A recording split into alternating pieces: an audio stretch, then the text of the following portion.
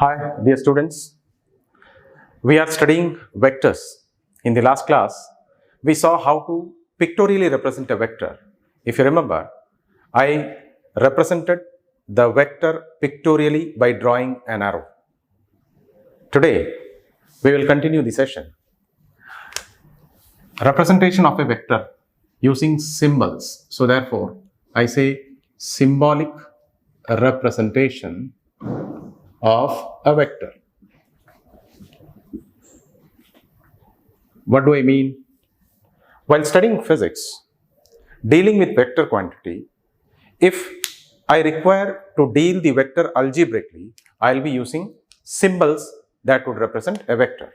So, if I say a vector A, I will write like this. I'll write symbol and I'll put an arrow overhead A. So, I would say that this is a vector quantity. So, vector A. In lower classes, we have studied displacement. Suppose displacement is represented by letter X. Displacement is a vector quantity. So, I would represent here like this X arrow. So, it's a vector quantity, displacement. You might remember that in lower classes, we have studied velocity, which is a vector quantity, and we'll write like this.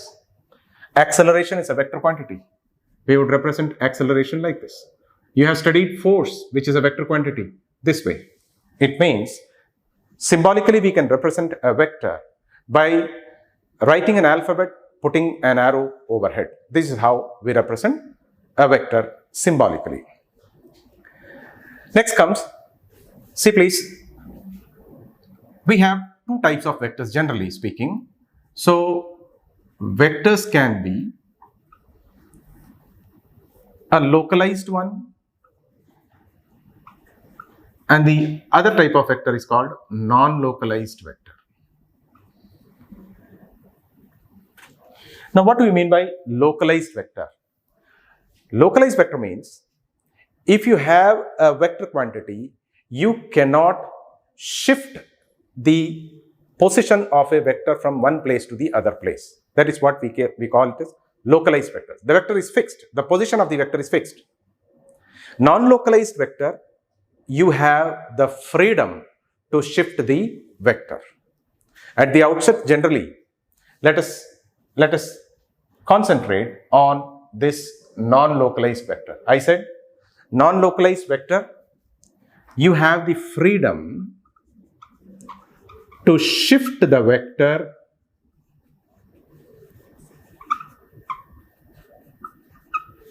How would I shift?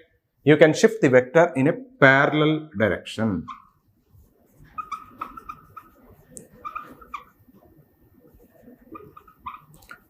What do I mean by this? Let us say this is a vector and I say this is vector A for me. And let me say this is the place of the vector and it is a non-localized one. And as such, I can shift this vector parallelly to any place. So when I shift the vector, the magnitude of this vector will be equal to this one. At the same time, while I use my freedom to shift the vector, I must concentrate that the shifted vector has the same direction as that of this vector. In that case, I would say that this vector is same as that of this one. What I mean is this vector is also vector A. So this freedom is available to me in handling non-localized vectors, and we are going to use this property or this freedom everywhere when we deal with the vectors. So I said you have the freedom to shift the vector in a parallel direction. In that case, the shifted vector will be same as that of the parent vector. Next, let us talk about the types of vector in the sense localized and non-localized. I said in non-localized, we can have various types of vector. So the first one that I would say is called parallel vectors. Parallel vectors. Now, what do I mean by parallel vectors? I mean that, see please, two vector I have. Let me say this is one vector and this is another vector. Let me say this is vector A, this is vector B. I know pictorial representation of a vector the length of the vector represents magnitude. So comparatively, this vector has larger magnitude. However, the direction of vector A and direction of B are same. As such, we can say that these two vectors are parallel vectors. Let me suppose the next one, we say equal vectors. What do I mean by equal vectors? Say this way, I have one vector which I call this is vector C. Another vector I have, this is vector D. Now what I would say is that when I look at these two vectors, the length of the arrow of vector C, length of the arrow of vector D, both are equal, exactly equal. However, the directions of the two are same. In this case, I would say that vector C is equal to vector D. However, I cannot say here vector A is equal to vector B because the magnitudes differ. Two vectors to be equal, I should have equal magnitude as well as the direction of both of the vectors must be same. But one more clue I get, that parallel vectors say that though two vectors that have different magnitudes but pointing along the same direction are called parallel vectors. So then question arises whether equal vectors are parallel vectors or not. So equal vectors are definitely a parallel vector. So equal vector is a special case of the parallel vector, because for parallel vectors we should have two vectors having the same direction, and as such these two have the same direction. Next,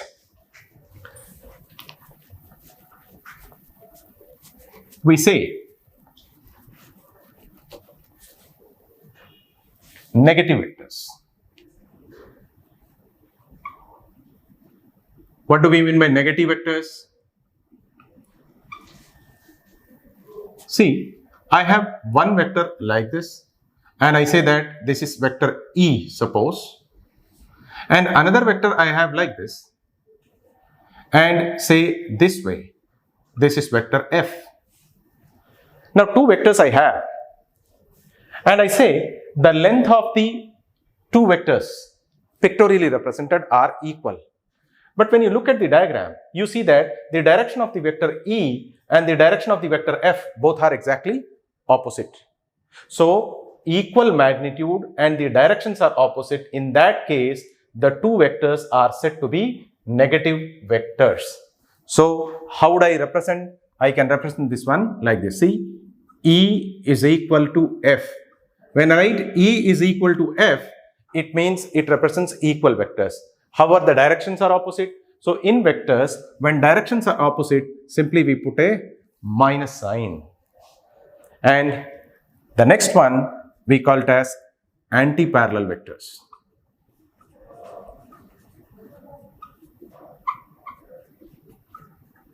When I say anti-parallel vectors, let me draw two vectors. So say this one, this is, say once again it is A for me, and another one is say B. Here I see the two vectors A and B, the length differs. As such, I know that the magnitude of the two vectors are not equal. However, the directions of the two vectors are exactly opposite. So these two vectors are called as anti-parallel. See, directions must be opposite, exactly opposite. The magnitudes are unequal. So again question comes, sir, we have two vectors that have opposite directions, but at the same time magnitudes are equal. Here magnitudes are different. Shall we call these two vectors are also as anti-parallel vectors? Of course we can call. So for calling two vectors as anti-parallel, the only requirement is that the two vectors should have exactly opposite directions. So this is the anti-parallel vectors, and here we have parallel vectors. You can see the difference of the two. Next, the fifth one, I call it as collinear vectors.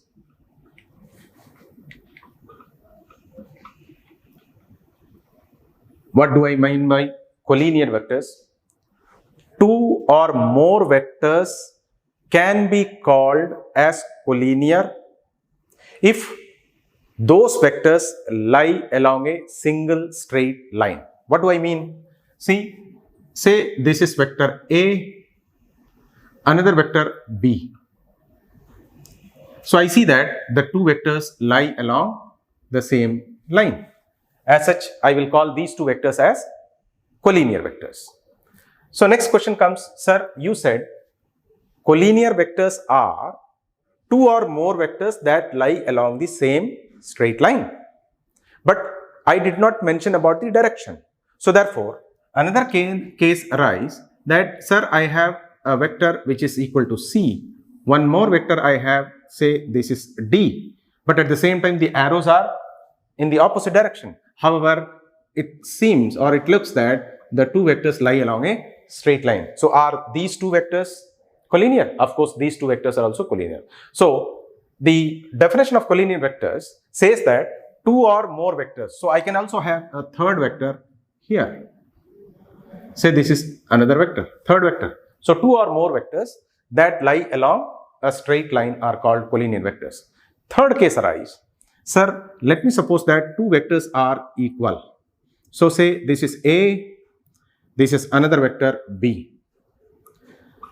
At the very outset, I told you that vectors are non-localized. Now we are dealing with non-localized vectors can be shifted parallelly to any place.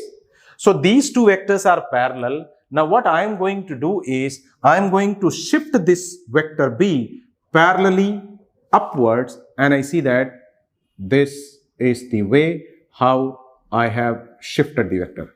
I have shifted the vector parallel to this one here. So I see that now the two vectors lie along a straight line. That means previously these two vectors were parallel vectors. Using my freedom of shifting vectors in a parallel direction, I shifted the vector B in such a fashion that B is lying along a straight line. In that sense, these two have become now collinear. So question is whether parallel vectors are collinear? Of course, parallel vectors are always collinear in case they are non-localized vectors. Similarly, another question comes, if you have two anti-parallel vectors, say this way A and here another vector B, in the sense, let me say anti-parallel vectors. So here let me draw, this is B. Now you see magnitudes are different and the directions are opposite and they are anti-parallel vectors. Now using the freedom of shifting a vector in a parallel direction, I can shift this vector either to parallel to this one downward. So in that case, let me say I have shifted this vector here. A is shifted here. So when we parallelly shift, this vector remains the same as that of A. So for me, this is vector A. In that case, if I see that these two vectors are lying along a straight line and therefore these two vectors are also collinear.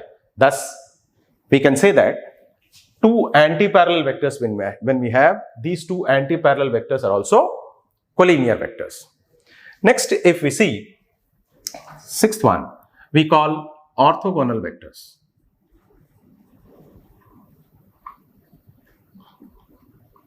Orthogonal vectors. So thus, when I have two vectors like this, say this is vector A, this is vector B, I will call these two vectors are orthogonal. That is, one vector is perpendicular onto the other vector. I will call these two vectors are as orthogonal vectors. Now, I said in case of non-localized vectors, we can shift a vector in a parallel direction. What happens if I, while shifting, change the direction, right? So let us see an example. Let me say this is my vector A. Now what I am going to do is, I am going to keep the magnitude same, but I am going to change this direction. So let me say this way I have changed. So the magnitudes are equal. However, the direction I have changed. Now case is, so the same vector you rotated through this angle like this. So that means whether A will be equal to this A? Definitely no. This will be a new vector because you have changed the direction. So therefore, I cannot represent this vector as A. So this vector will be represented by some other vector. That means this is a new vector completely different vector. Next, let us suppose that I have a vector which I am going to represent like this A, and say this, I say 5 meter along east. That means this is a vector which has magnitude as well as direction. So I say this is magnitude and this is direction. Now what I am going to do is, I want to divide this vector by its magnitude. That means I want to divide this vector by its magnitude. What do I mean? Let me say this is my vector A. It's the same vector.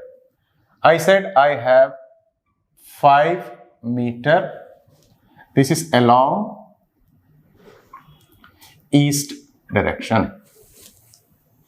Symbolically we represent like this. The magnitude of a vector is symbolically written as, see, A, if I put 2 bars like this, it means that I am representing only the magnitude. So when I say only the magnitude, this is 5 meter. Exactly right.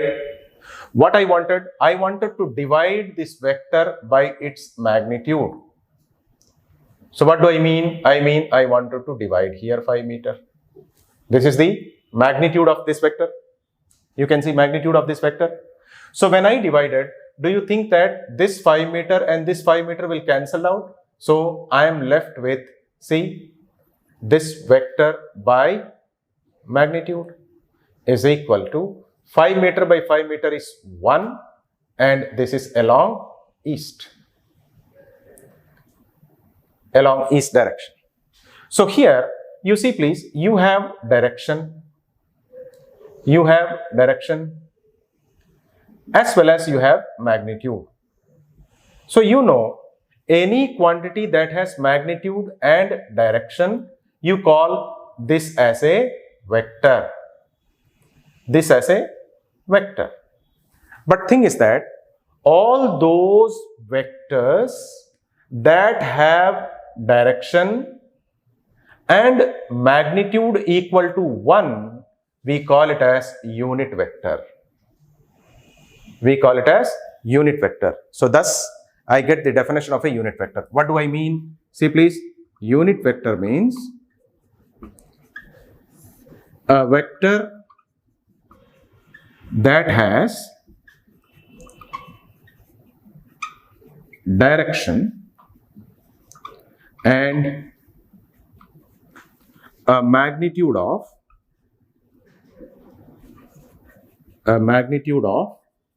1. This is what we call unit vector. So if you look at the definition, we know what's it. It represents direction and has magnitude 1. Exactly right. Okay. That means, sir, every vector, any vector, say this is vector A. Now if I divide this vector A by its magnitude, so what I am going to get? I am going to get simply this direction that will have a magnitude of 1. Say this is vector B, and I say vector B, I am going to divide by its magnitude. So I am going to get a unit vector. That means the vector that will have magnitude 1 and direction. That means every vector will have its own unit vector. Vector A has got unit vector, vector B has got unit vector. So this is going to represent the direction of vector A. This is going to represent the direction of vector B. So in case if it is asked to simply find the direction of a vector, what we need to do is we need to divide a vector by its own magnitude to get the unit vector of that particular vector. Now we saw that a vector, when divided by its magnitude, gives me unit vector. So I should also have the symbol to represent a unit vector. A unit vector is always represented by writing like this and putting a cap like this. And we call it as a cap, or at times this is technically called as caret. So a caret or a cap. For example, I have another vector b. So when I say vector b I have and I want its unit vector, I'll say that vector b upon the magnitude. Dear students, now to write the magnitude of any vector, I put 2 bars across A. Should I always write like this? No. We have alternate method of representing the magnitude of vector alone. Simply, you write B. What do I mean? Without putting an arrow at the top, you need not put the 2 bars on this side. So this would represent simply the magnitude of vector B. So as such, I can also write, say for example, let us see, unit vector C is equal to vector C upon its magnitude. Next, if I ask you, see please, I have this vector. So I say magnitude of A multiplied by its unit vector. What I am going to get? Magnitude of vector multiplied by its unit vector, I am going to get the same vector. So as such, I can say that a vector is nothing but a product of its magnitude and unit vector. This way we can say, okay. Similarly, see here I can write vector b is equal to magnitude of vector b into unit vector. As such, see, so generally we can write any vector as the product of magnitude and its own unit vector. Okay, in that case,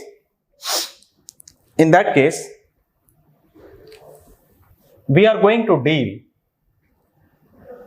in describing the points in the space. Generally, space is made up of infinite number of points. Now, with respect to any reference point, when I want to describe the space, we would represent using coordinates x, y, and z. So, this x value tells you that this is the positive direction of x-axis, positive direction of y-axis, and positive direction of z-axis. In that case, see please, the standard direction along x-axis. So, a vector having a unit magnitude pointing along standard x-axis, we are going to represent it by I cap. So, I cap, when I said I cap, it's a unit vector. So, a unit vector that points along the positive direction of x-axis, we have a standard notation, we are going to call it as I cap. So, wherever you see I cap, you need to understand that this is a unit vector pointing along positive direction of x-axis. Similarly, positive direction of y-axis, a unit vector that we have, this would represent j cap.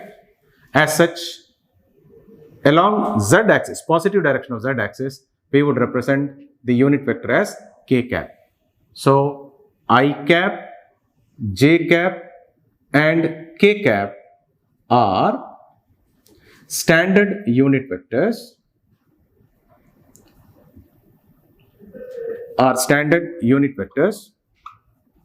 along positive x-axis, positive y-axis, and positive z-axis respectively.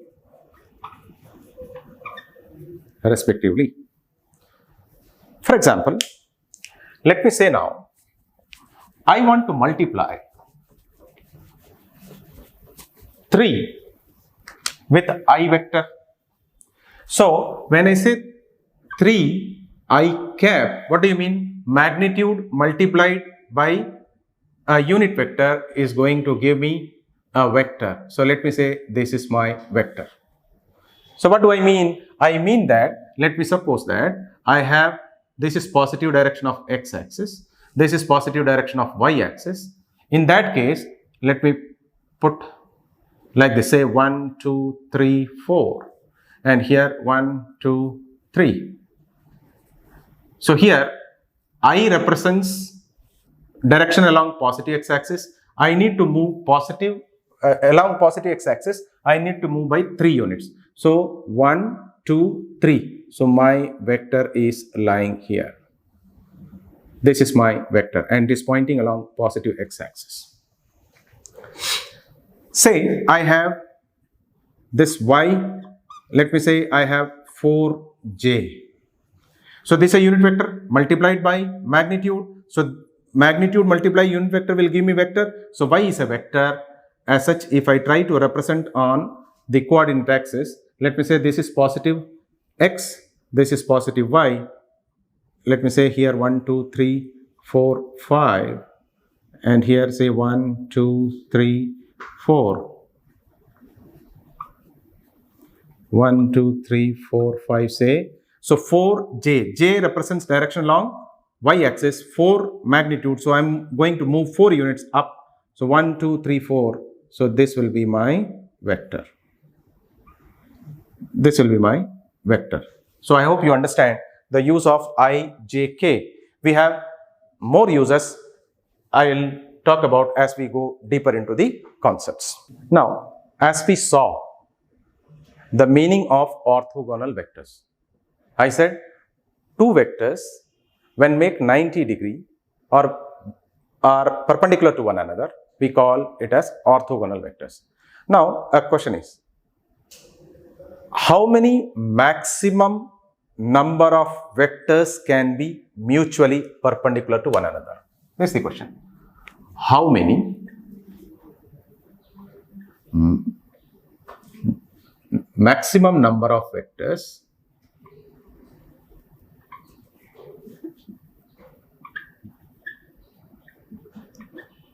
can be mutually perpendicular to one another?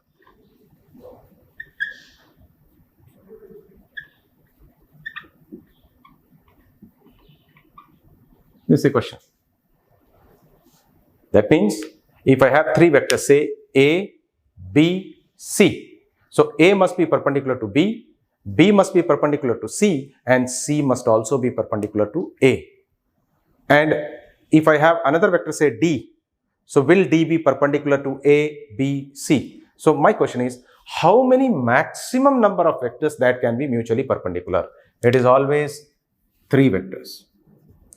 Three vectors can be mutually perpendicular to one another, not more than that.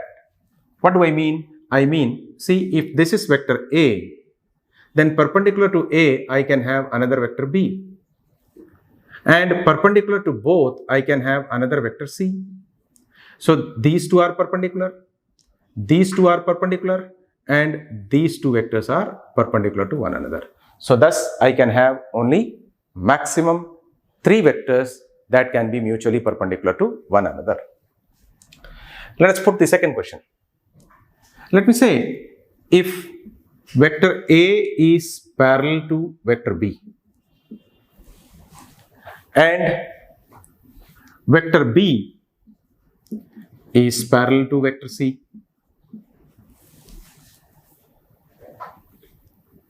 then A must be parallel to C. A must be parallel to C. So it is true or false. True or false? This is the question. So what I say, first condition says that A is parallel to B. We least bother about magnitude. So let me say this is A, this is B. I see both are parallel. Then it is said that B is parallel to C. So B vector is parallel to C. Say this way. Now condition they are asking, then A must be parallel to C. So A must be parallel to C. So A and C are parallel. So the answer is true. Answer is true. Next question is, let me say if A is anti-parallel to B, A is anti-parallel to B,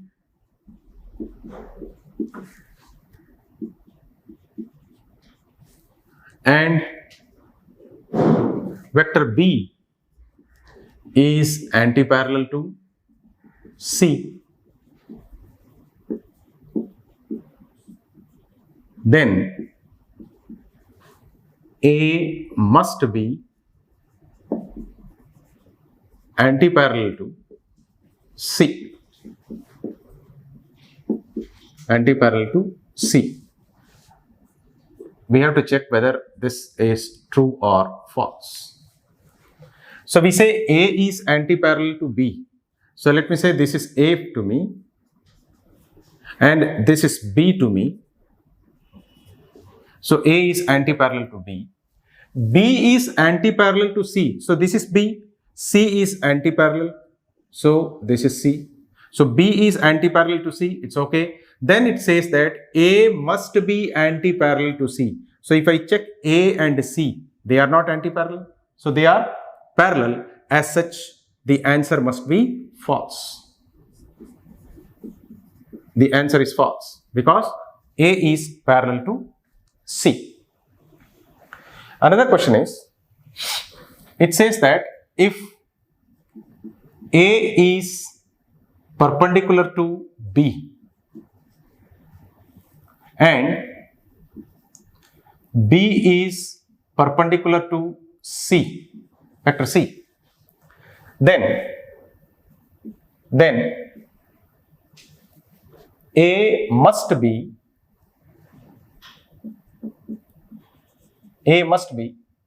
perpendicular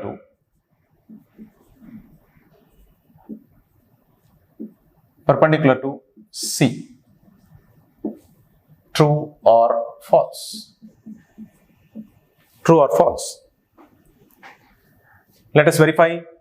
We said A is perpendicular to B. So let me put this way. This is B. A is perpendicular to B. And we said that B is perpendicular to C. So B is perpendicular to C. It means I can have B is perpendicular to C. So B is perpendicular to C. It is said that then A must be perpendicular to C. I see that A is not perpendicular to C here. Let me check the other way around. Let us suppose that this is vector A, then B is perpendicular to A. So this is the case. C is perpendicular to B. I can have like this. What I mean? X axis, Y axis, Z axis. So I say C. This way C is perpendicular to B. So B is perpendicular to C. It's okay. And A is again perpendicular to C. So I see these two are perpendicular. These two are perpendicular. And I see that these two are also perpendicular. So in this case, A is perpendicular to C. But in this case, A is not perpendicular to C. So that means C can be or A can be perpendicular to C or A cannot be perpendicular to C. In my question, it says that A must be perpendicular to C. So must when they say, then I would choose the option false. In this question, instead of must, if they gave may be perpendicular, then for me the answer would have been true. So dear students, let us wind up this session today and we shall meet in the next session. Thank you very much.